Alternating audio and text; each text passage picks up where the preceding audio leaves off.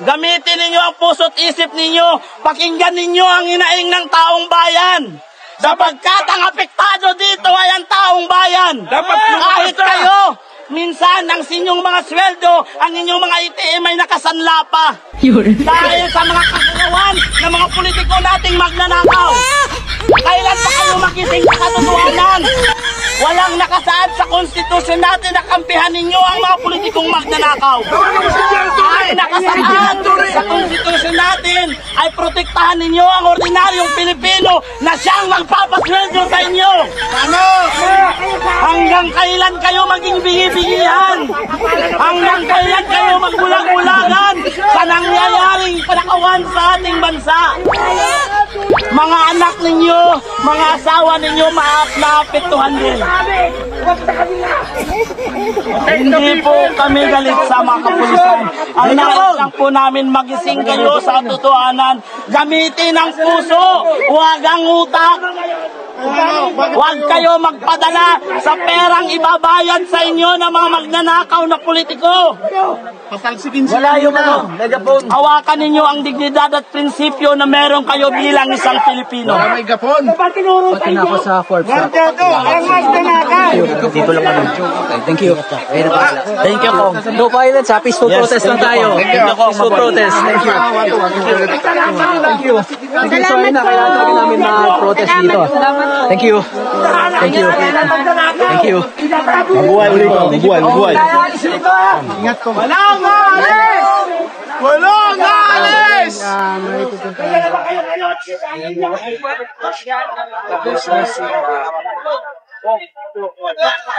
Walang iyanan?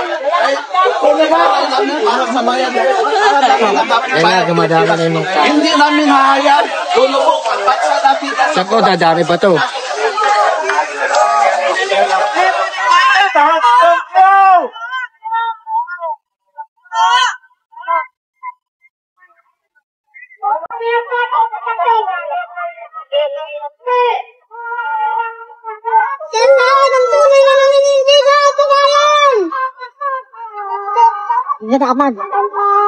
Martin maglalaban! Oh, si Martin! Si Martin maglalaban! Martin